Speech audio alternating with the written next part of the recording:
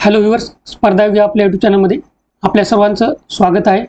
आज आपण एक अतिशय महत्त्वाचा अपडेट या व्हिडिओमध्ये घेऊन आलेलो आहोत।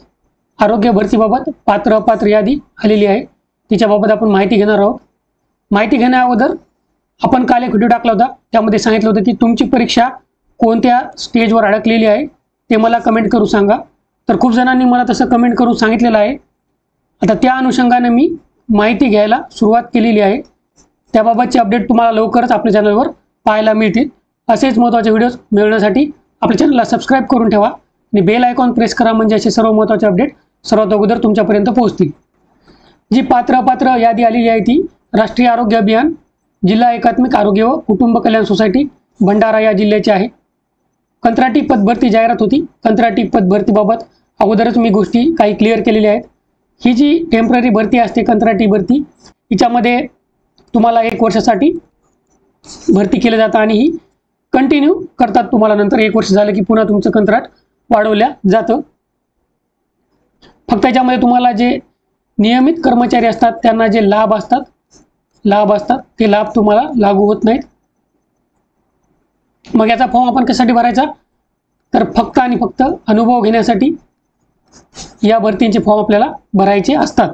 तर आपल्या चॅनलवर जेवढ्या काही जिल्हा परिषदेमध्ये जाहिराती निघतात आरोग्य भरतीबाबत त्याची माहिती दिली जाते। आणि कोणत्या कंत्राटी भरतीला आपला विरोध आहे तर हे अगोदरच मी क्लिअर केलेलं आहे। तर जी रिक्रुटमेंट निघते म्हणजे बंपर भरती जी निघते, खूप साऱ्या जागा असतात, 2000 3000 अशा जागा असतात। त्या जर तुमच्या कंत्राटीवर भरत असतील तर मग त्याला आपला विरोध आहे। कारण हे आपल्याला सरकारी सेवेमध्ये प्रवेश मिळवण्यासाठी हे जाहिरात आपल्याला पाहिजे असते, म्हणजे नोकरी मिळवण्यासाठी, सरकारी नोकरी मिळवण्यासाठी। आणि हे जे अशा जाहिराती असतात ह्या अनुभवासाठी आपल्याला पाहिजे। अनुभव पुढे चालून तुम्हाला सरकारी नोकरी देण्यामध्ये खूप मोठी भूमिका बजावत असतो। त्यामुळं अनुभव घ्या, नुसतं घरी बसण्यापेक्षा तुम्ही अनुभव घ्या। त्यामुळं असे फॉर्म भरत राहत जा। कंत्राटी भरती आहे म्हणून फॉर्म भरणं सोडू नका। फक्त आपल्याला जर मोठी भरती आली ती जर कंत्राटी करत असेल तर त्याचा विरोध करायचा आहे। जाहिरात याची बघा 24 एप्रिल 2025 ला आलेली होती। राष्ट्रीय आरोग्य अभियान, राष्ट्रीय नागरी आरोग्य अभियान, राष्ट्रीय आयुष मिशन, माननीय हिंदू हृदय सम्राट बाळासाहेब ठाकरे आपला दवाखाना, 15वा वित्त आयोग अंतर्गत नागरी आरोग्य वर्धिनी केंद्र, पॉलिक्लिनिक व BPHO अंतर्गत एवढ्या साऱ्या संस्थांअंतर्गत कंत्राटी तत्वावर रिक्त असलेल्या पदाची भरती करण्याकरता जाहिरात आली होती 24 एप्रिल 2025 ला। आणि 9 मे 2025 पर्यंत कार्यालयाला अर्ज गेले आणि त्याची छाननी केली।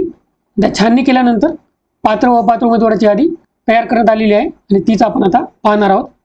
तुम्हाला जर काही आक्षेप असतील, तुम्ही जर अपात्र असतील, तुम्हाला जर काही आक्षेप असतील तर 25 जुलै ते 31 जुलैपर्यंत तुम्हाला 5 वाजेपर्यंत राष्ट्रीय आरोग्य अभियान कार्यालय, आरोग्य विभाग, जिल्हा परिषद परिसर भंडारा येथे कार्यालयीन वेळेमध्ये सुट्टीचे दिवस वगळून स्वतः सादर तुम्हाला करायचे आहेत। म्हणजे तुम्हाला लक्षात घ्यायचं, इथं तुम्हाला पोस्टाने तुम्ही सादर करू शकणार नाहीत किंवा ईमेलने तुम्ही सादर करू शकणार नाहीत।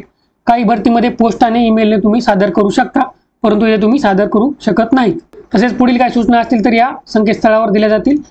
तर तुम्हाला हे संकेतस्थळ बघण्याची गरज नाही, कारण आपल्या चॅनलवर अपडेट टाकले जातात।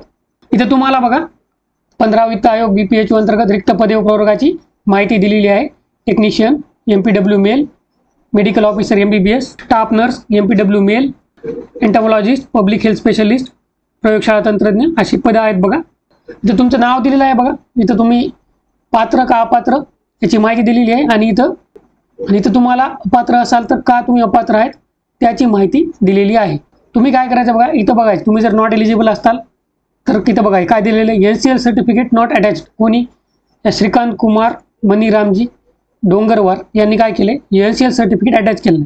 आता काय होतं माहिती आहे का, SCBC मध्ये असल्यावर माहीतच नाही खूप जणाला की NCL सर्टिफिकेट सुद्धा अटॅच करावं लागतं।